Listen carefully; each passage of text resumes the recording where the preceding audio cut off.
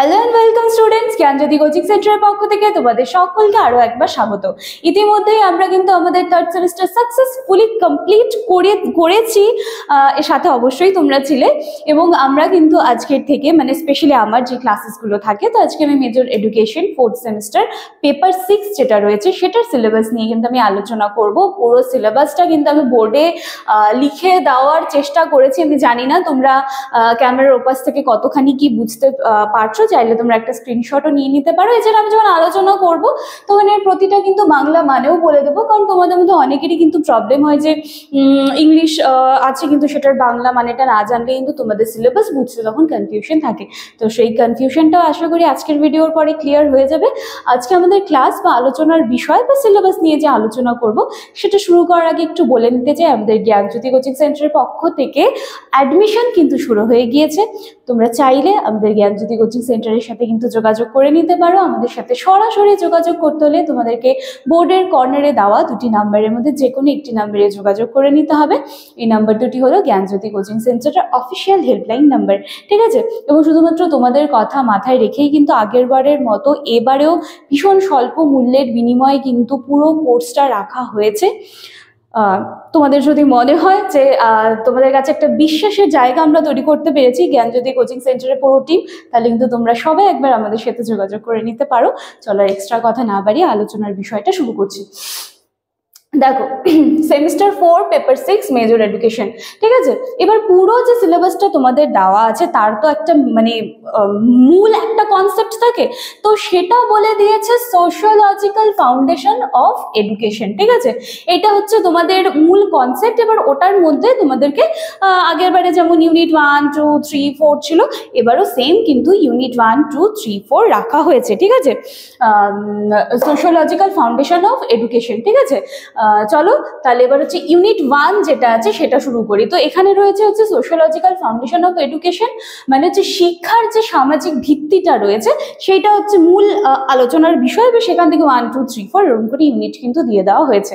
চলো, সবার প্রথমে আছে unit 1 social change and education, ঠিক আছে? তার মানে হচ্ছে কি যে সামাজিক পরিবর্তন এবং এডুকেশন, এটা হচ্ছে ইউনিট 1 এর হচ্ছে মুদ্রা কথা।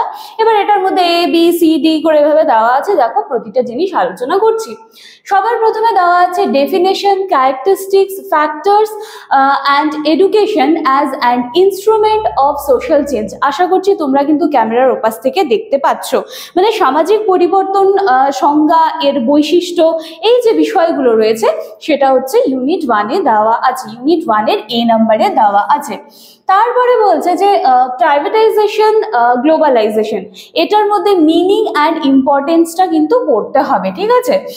তার মানে এই যে বিটা যেটা আছে সেখানে কিন্তু বেসরকারিকরণ এবং বিশ্বায়ন, এই ব্যাপার যে আছে এই দুটো বিষয় পড়তে হবে তোমাদের। চলো তারপরে চলে যাচ্ছি সিতে, এডুকেশন অ্যান্ড সোশ্যাল স্ট্র্যাটিফিকেশন, এটার মধ্যে definition, characteristics and factors of social stratification কিন্তু আলোচনা করতে হবে, মানে হচ্ছে শিক্ষা এবং সামাজিক স্তর বিন্যাস, এই বিষয়ে কিন্তু রয়েছে তোমাদের ইউনিট 1 এর সিতে। আচ্ছা, এরপরে রয়েছে D, education and social mobility, এবং ওটার মধ্যে কিন্তু meaning, types and role of education in social mobility, ঠিক আছে? ওখান থেকে শেষ করে এখানে আমি কন্টিনিউ করেছি। তো শিক্ষা এবং সামাজিক গতিশীলতার অর্থ, সামাজিক গতিশীলতার শিক্ষার ধরন, ভূমিকা, ঠিক আছে? প্রতিটা বাংলা মানে কিন্তু আমি একদম যাতে কোনো রকম মিস্টেক না হয় আমি সেই হিসাবেই কিন্তু আলোচনা করে দিচ্ছি। এইবারে হয়ে গেল ইউনিট 1টা কমপ্লিট। এবার ইউনিট 2, ইউনিট 2তে কি আছে? সোশ্যাল ইস্যুস গুলো আছে, মানে সামাজিক যে ইস্যুগুলো বা সামাজিক যে সমস্যাগুলো আছে সেই ব্যাপারে দিয়ে দিয়েছে ইউনিট 2তে। হিউম্যান রিসোর্স অ্যান্ড ডেভেলপমেন্ট দিয়ে দিয়েছে, সেটার মধ্যে কিন্তু মিনিং অ্যান্ড সিগনিফিকেন্সটা আলোচনা করতে হবে। তারপরে রয়েছে হিউম্যান রিসোর্স অ্যান্ড ডেভেলপমেন্ট, মানে যেটা হচ্ছে তোমাদের মানব সম্পদ উন্নয়ন, সেই বিষয়টা দেওয়া হয়েছে।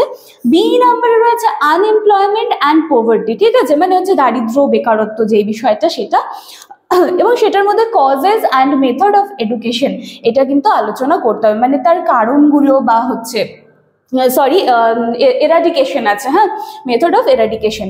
তো পদ্ধতি, কারণ এগুলো যেগুলো আছে সেটা আলোচনা করতে হবে। তারপরে সি নাম্বারে রয়েছে provision of education for society and economically backward classes. মানে হচ্ছে কি, মানে হচ্ছে ব্যাকওয়ার্ড ক্লাসেস মানে কি, পিছিয়ে পড়া যে সমস্ত জাতিরা রয়েছে, ঠিক আছে, সেই ব্যাপারে কিন্তু আলোচনা করা হয়েছে। সামাজিক এবং অর্থনৈতিকভাবে অনগ্রসর শ্রেণীর জন্য শিক্ষার ব্যবস্থা, এই কথাটা বলা হয়েছে। আচ্ছা, ডি নাম্বার আছে provision of education for disadvantage section of the society. এটার মধ্যে এসটি, এসসি অ্যান্ড মাইনরিটি, এই যে অনগ্রসর বা পিছিয়ে পড়া যারা রয়েছে তাদের ক্ষেত্রে যে ডিসঅ্যাডভান্টেজগুলো রয়েছে, তো সেইগুলো সম্পর্কে ক্ষেত্রে তোমাদেরকে পড়তে হবে এই জায়গাটায়, ঠিক আছে, সুবিধা বঞ্চিত বিভাগ যেটা রয়েছে। আচ্ছা, এবার ইউনিট 3, ইউনিট 3তে তোমাদের পড়তে হবে হচ্ছে equality, sustainable development and piece education. মানে হচ্ছে সমতা বা হচ্ছে একটা টেকসই একটা উন্নয়ন, এবং ওর সাথে সাথে হচ্ছে পিস এডুকেশন যেটা রয়েছে। এবং ওটার মধ্যে এবার দেখো ABC এটাতেও দেওয়া আছে ইউনিট 3তে। এখানে ইকুয়ালিটি অ্যান্ড এডুকেশন মানে শিক্ষায় সমতা, এটার meaning, importance, cause of inequality মানে হচ্ছে অসমতাও যদিও তৈরি হয় তার কারণগুলো কি কি, role of education in removing inequality, তাহলে শিক্ষার কি ভূমিকা থাকবে সেই যে বৈষম্যটা তৈরি হয়েছে সেটা দূরীকরণে, ঠিক আছে। আচ্ছা, এইবার হচ্ছে বি নাম্বারে আছে পিস এডুকেশন। এখানে মিনিং, এইমস, অবজেক্টিভস এবং নিড, চাহিদা, এগুলো কমপ্লিট করতে হবে। সিতে আছে এডুকেশন ফর সাস্টেনেবল ডেভেলপমেন্ট। হয়ে গেল ইউনিট 3। এইবারে ইউনিট 4, ইউনিট 4-এ কি আছে, জেন্ডার অ্যান্ড হচ্ছে সোসাইটি, ঠিক আছে, মানে হচ্ছে সমাজ এবং যে কি বলবো লিঙ্গ এবং সমাজ, ঠিক আছে, সেটা। তো এখানে হচ্ছে রয়েছে ABC। তো এ নম্বরে রয়েছে concept of gender and sex, এবং এটার মধ্যে হচ্ছে তোমাদের হচ্ছে মানে লিঙ্গ কি এর ধারণা, ঠিক আছে, ওটা হচ্ছে দেওয়া হয়েছে। তারপরে বি নম্বরে রয়েছে যে gender role and relationship matrix, মানে হচ্ছে এই লিঙ্গের ভূমিকা যেটা রয়েছে সেটা। সি নম্বরে রয়েছে presentation of gender in curriculum and text books, role of education in removing gender discrimination. তাহলে কি হচ্ছে পাঠ্যক্রম, পাঠ্য বিষয়, লিঙ্গ যে জেন্ডারের যেই বিষয়টা রয়েছে সেটা, তারপর যে জেন্ডার ডিসক্রিমিনেশন যেটা রয়েছে, রোল অফ এডুকেশন মানে শিক্ষার কি ভূমিকা রয়েছে জেন্ডার ডিসক্রিমিনেশনে, বা এই যে লিঙ্গ ভিত্তিক যে বৈষম্যগুলো হয় সেইটা দূরীকরণে শিক্ষার কি ভূমিকা। তো এই কিন্তু ছিল তোমাদের হচ্ছে পেপার 6-এর ইউনিট 1, 2, 3, 4 চারখানা কিন্তু আমি আলোচনা করে দিলাম।